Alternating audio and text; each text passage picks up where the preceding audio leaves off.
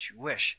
Now, as you notice, I might want it to do half jumps, and you might get frustrated thinking it doesn't work, I can't get it to the right place. A lot of people don't know this, but if you hold your control key down and then you use your arrow keys, you can take baby steps with the one. So we have it right where we want it, and then what I'm going to do is we just copy it so we don't have to reduplicate the size each time. And we're going to go to select it, right click, go to copy, select the middle, and then go to paste. It brings up another one. It'll be exactly the same size. We'll drag it to the corner here.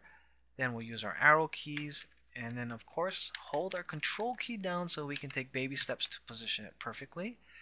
Then what I'm going to do is control V by right clicking and go to paste because it's in memory. We're going to put it here. Hold our control key again, like I said, tap it over to the right place. Again, right click, put paste, and then we're going to move this down to the corner here. And hold our control key once more and position it where we want to have it there. Now we have the four corners with our numeric number of what the dollar denomination is going to be. Next we want to do is we want to add the words $1.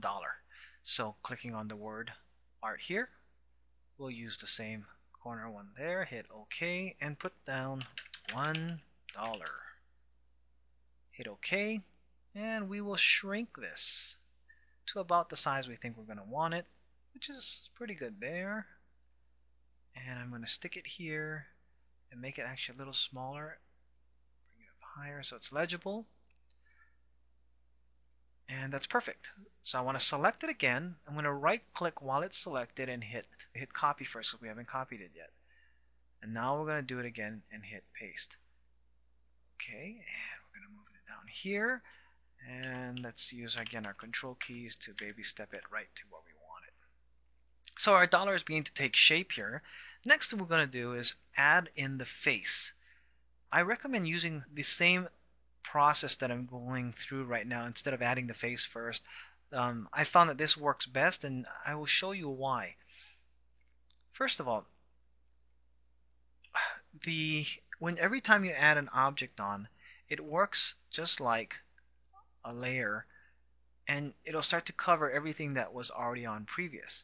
So the reason why we are putting the order and sequence of the numbers first and the $1 text next is because it's a lot easier if you just build from the bottom up, and that's the way I think of it. So we have our oval shape here by, of course, selecting the oval, and then we drew it and we made it fit. We can always make it thinner or bigger, so that's how we got this here.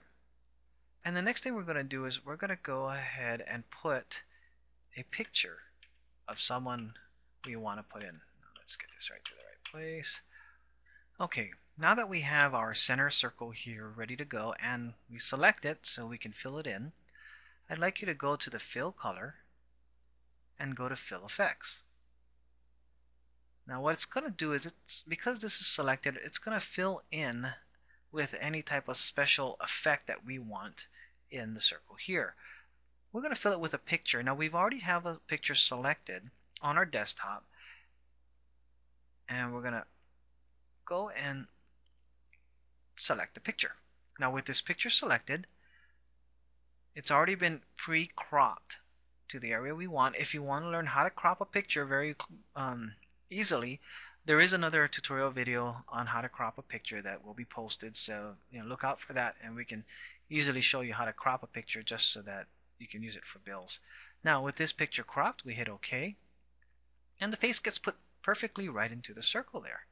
So this is a pretty cool trick. This is where the kids really start to jump up and down like, wow, this is going to be a dollar bill for me. So the next thing that we notice on a dollar bill or any bill is that it has the name down here. And what we'll do is select this word art that has a curve to it. Click OK, and we're going to put down president, which is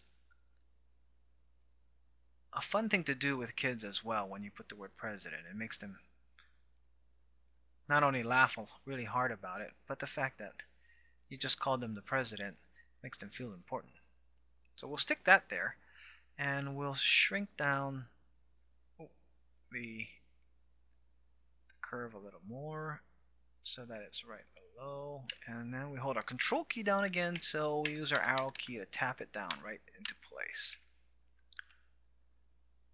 And with that, we have our first $1 bill. Now obviously with what you see here, you can add in a lot of other texts, a lot of other areas. If you work for a school, feel free to go ahead and hit the word art here, maybe grab the colorful or fancy ones and type in our school name will be put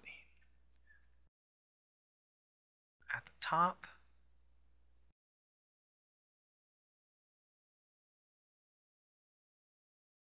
And that's our basic idea. We can go ahead and change the color of this here so that it has a glow to it. And this is basically how you can start your first $1 bill. Now the reason why I only created one in the corner first is because one sheet of paper can print about 6 and even 8, and I've heard even some people say that they do 20 on one. You know, they make some really small bills. And let's show you again. We're going to click outside here, drag up and out of the screen. It selects everything. We can do edit, copy, and then we're going to do an edit and paste. And we can use our arrow keys, line it up just like the other one, and we're gonna do an edit, paste again. We can move on. What I typically do is move it down here. Okay. And I also want to make sure to remind you to keep your bills within the border of your drawing area. Okay, now we have it selected there. Next thing I'm going to do is I'm going to select them all. So I have 3 together. I'm going to hit edit, copy, and edit and paste. And this is why I did one side first, because now all I have to do is do 3 together. It'll make it easier when you're doing your cutting if you have it done this way, that all of the bills are lined up, so I can just go straight across without having to worry is it lined up or not. And with that, we now have our sheet of 6 $1 bills.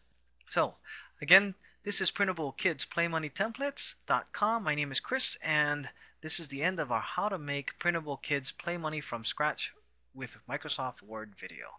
Have a great day.